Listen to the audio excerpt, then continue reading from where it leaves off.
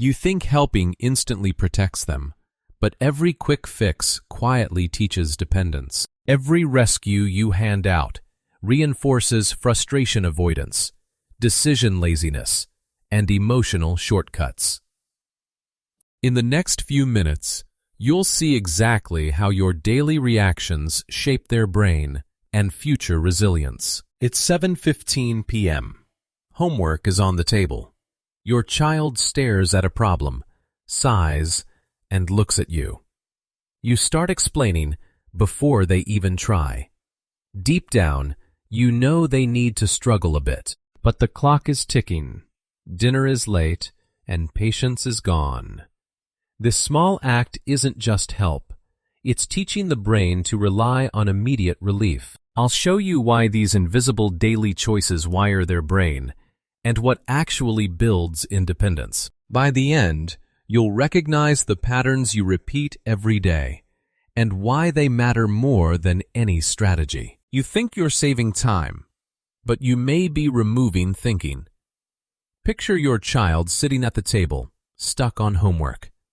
They pause, look confused, then sigh. You lean in and give the answer before they struggle longer. In that moment, your thought line is, "I'm just helping so they don't fall behind." But the brain learns a different lesson.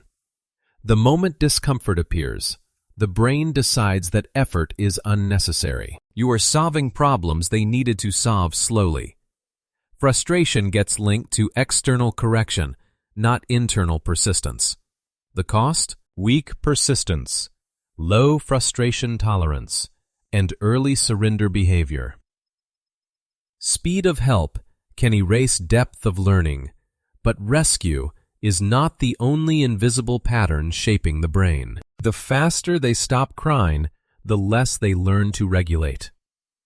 Picture your child crying out loud in public. People are watching. To stop the noise immediately, you hand over a phone within seconds. In that moment, your thought line is, "I just need this moment to be calm." But do you realize the hidden cost? The brain learns a dangerous lesson. The moment bad feelings arrive, they must be removed immediately, not processed. Calm without learning is just temporary silence. The cost is heavy. Poor emotional tolerance, dependency on screens, and high anxiety. What soothes them today may weaken them tomorrow. And when this pattern repeats daily, something deeper begins to form. But later becomes harder, because the pattern is already trained. Look at the exact same pattern every single evening. A struggle appears. The parent steps in, and the child stops trying. In that moment, your thought line is, "They'll learn it later when they're older." But the brain does not learn from advice. It learns from repeated experience. As this rescue behavior repeats, those specific neural pathways strengthen. Repetition is louder than intention. The cost is a reduced independence, a passive thinking style, and low initiative. Your daily reactions become their internal operating system, and this is where parenting intent and child outcome quietly diverge. But suffering is not the enemy. Never learning how to face it is. Look at this reality. A parent constantly intervenes to prevent mistakes, discomfort, and failure. In that moment, your thought line is, "I don't want them to suffer like I did." But good intentions can still train long-term dependency. Protection can quietly remove preparation. Without facing obstacles, the child never develops internal reference points for problem solving. The cost in adolescence is heavy dependence, decision anxiety, and avoidance of challenges. Not all relief builds resilience.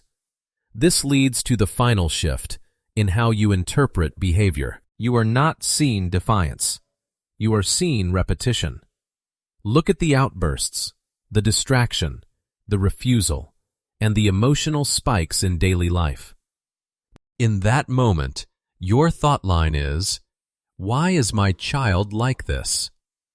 But child behavior is simply a reflection of what their brain has practiced. The brain only expresses learned patterns of regulation and expectation. What repeats becomes identity. Misdiagnosing behavior leads to repeated, ineffective parenting cycles. To change behavior, you must change what is repeatedly experienced. This is where awareness turns into action. What seems like guidance in the moment often trains dependency instead of resilience.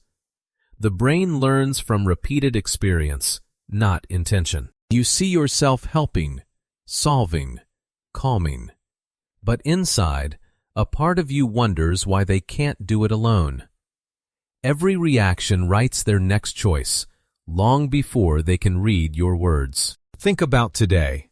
Which small moment might have shaped their brain more than you realized? Share one in the comments. If this resonates, follow for more grounded ways to see your parenting impact in real life. Change isn't in grand gestures. It lives in the tiny, repeated moments you notice now.